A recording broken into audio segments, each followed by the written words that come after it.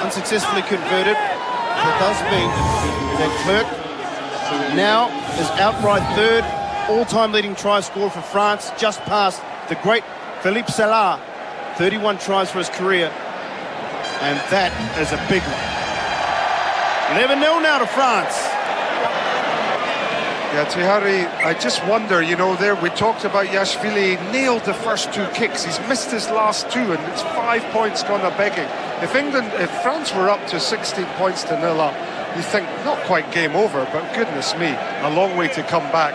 But, you know, England, you just sort of, they've been there, they've been in the last 2 finals, they know how to dig it out, and boy, you know, just, they'll be back, they will be back, nothing is sure. England striving to be, I think, the first team ever to make 3 grand final appearances consecutive. They're off to a dusty start. There's Para Dusatois. Well, this is the opportunity that England have wanted. 20 metres out for the French 22. They've been in their own territory for a very long time. Kevin speaks about how this English team digs in. Well, wouldn't be surprised they come away with some points here. This is their opportunity.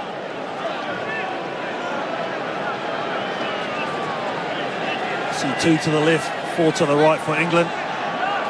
For number 8 for the men in white, Nikista. Come off the back on short, get some forward momentum. Youngs. He finds some space. There's Cuto.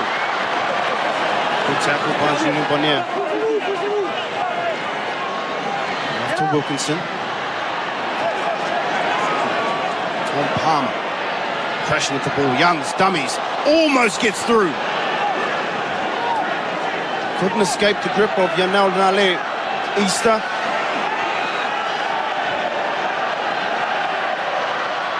Now to Wilkinson. Flood.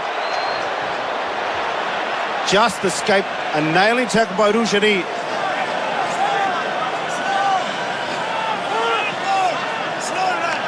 Now the French are just into everything.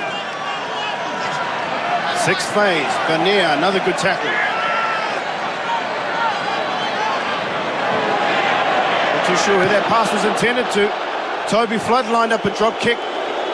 Way off, and you hear the boos going around the stadium. You know, that pass was meant for Johnny Wilkinson. It was a poor pass back from Youngs, I think it was. And Flood it was that picked the ball up, and boy, he just didn't really, he wasn't expecting that. He wouldn't said, look at the anger in his face. What's that ball coming to me for? Sure enough. Flood, there wasn't much option for him, was there, Gavin? No, but you think, you know, once again, you're looking at these teams that are under pressure, choosing the wrong option. That wasn't the right option. They had a bit of momentum going for them, England, and they've just given the ball back to France with a chance to clear their lines.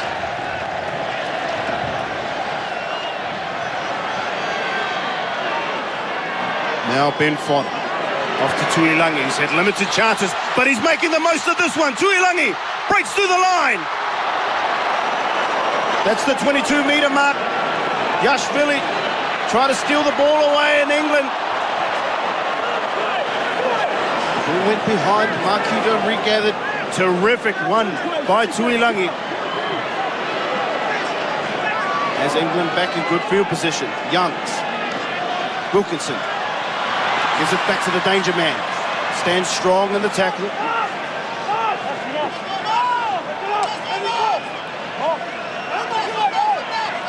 Now Flood. Off to Deakin.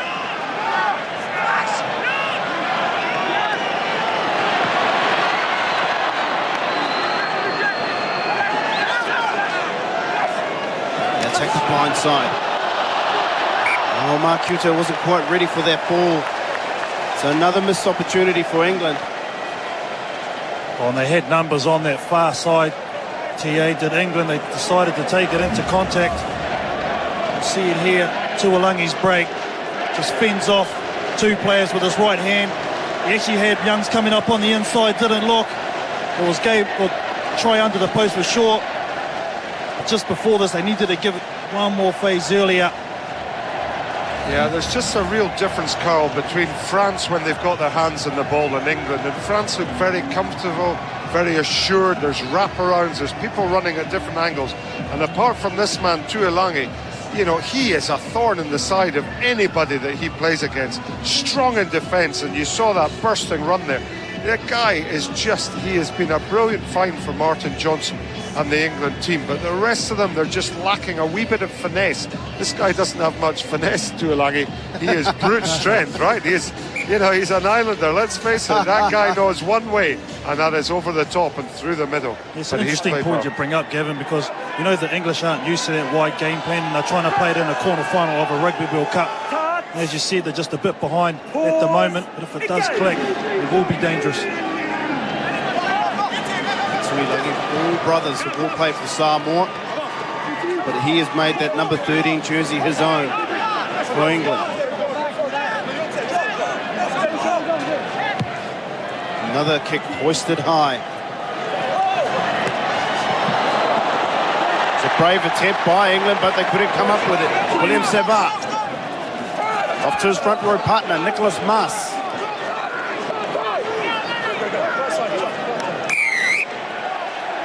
Lazy runner number 4. Well, I don't know how many times France have used that box kick, but they've used it to great profit for them. Just putting the ball up. And the great thing about all their kicks, the majority of them, is that there's always a French player challenging for the ball when it comes down. It puts so much pressure on. We saw one kick from Parra, it just went too far. Foden took it easily, but on these occasions, Quetta wasn't able to take it. Look at all the French forwards around the ball, and they profit hugely from those box kicks from Yashvili. Well, it's the age-old adage, isn't it? Kicks is only as good as a chase, and like you said, just making them contestable. Yashvili once again just stamping his mark on the game with those kicks. Now France find themselves deep in English territory once again with a great attacking opportunity. There's still plenty of time to go in this game, but if France score again, that puts a whole heap of pressure on England. A lot of these players, you'd have to stay, though, for the men in white, TA, do play knockout football week in and week out up in the Northern Hemisphere, so they'll be used to this. No doubt about that. There won't be any alarm bells going just yet for the men in white. Be an unfamiliar position for England. They've lost, they've won 4 of their last 5 encounters against France. Also won the Six Nations this year, just ahead of France. They're doing it tough here. Just about half an hour gone in this quarterfinal 2. Toussaint picks the ball out, almost crosses over the line. Hoppe, England. Forwards all trying to rush back, get back into the defensive line. Yashvili to Parra. Then a Scud missile come flying out of the line, Tuilangi. They push over the ball. It's the advantage being played to France now. Edging close, only 2 meters out. Go to the open side. Palesson inside. Medard scores. Brilliant, absolutely brilliant play by France. They knew the penalty was there. They knew that they could score a try if they just put it wide. As long as they avoid Tuilangi coming up in defence, they were able to do that. And Medard, what a player he is, what a game he's had, and what a try, Carl, eh? Exactly right, Gavin. I think it's a great move to put Medard back at fullback. Toussaint was the one that got us started. We see him here break away. Once again, so strong. And this is where the forwards start flexing their muscles, but they realise where the space was the outside. I thought the number 11 was going to get through Palesson, but he did well to pass it inside to Medard. Great support play and a great try. Just putting the ball into space, wasn't it? It is really, and when you've got men that know what's happening, they stretch them wide, he goes on the outside, and look, it's just a simple one-arm pass back inside, and Freddie Mercury's happy there. He's singing a tune, I want to break free. We'll rock you, something along those lines. He has broken free. That's exactly what France are doing. They're rocking England's world. They go ahead 16-0. And Yashvili misses again. So that puts him 40% on the night. We You see there was a great shot of just the English defence coming across. They had 3 trying to go on the number 11. He got the pass inside to that man, the Wolf man, Medard. On there, you can just sense by that run. France have all the momentum now. Number 12, Memont. It's another line break for France. Pushing forward, every carry. Number 3, Nicholas Max meters. Great soccer skills there by Memont.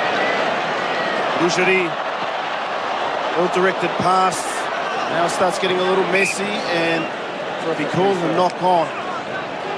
Yeah, I think France have to be a little bit careful now, because they just can't afford to give England anything. 7 points have gone a-begging now through the boot of Yashvili. And, you know, you just sense yet that the game is not over from an England perspective, especially if France just give England a soft 7 points or something. You would have been up against a French team with momentum like this, Gavin. What do England need to do to get back on track? Well, it's very difficult. I think they've got to go in small steps. They've got to try and get 3 points on the board before half-time, Carl. I just don't see them scoring 2 or 3 tries straight away, because the backs, I'm just not convinced that they're getting enough quality ball, and I think they've just got to start slowly clawing back on the scoreboard, getting into the French half, trying to get a penalty here, a penalty there, maybe a drop goal, and all of a sudden they've got 9 points and they're within a converted try of France. Yeah, that penalty will help, because they're getting killed by referee Steve Walsh, and that's not an indication to say it's been biased, not whatsoever.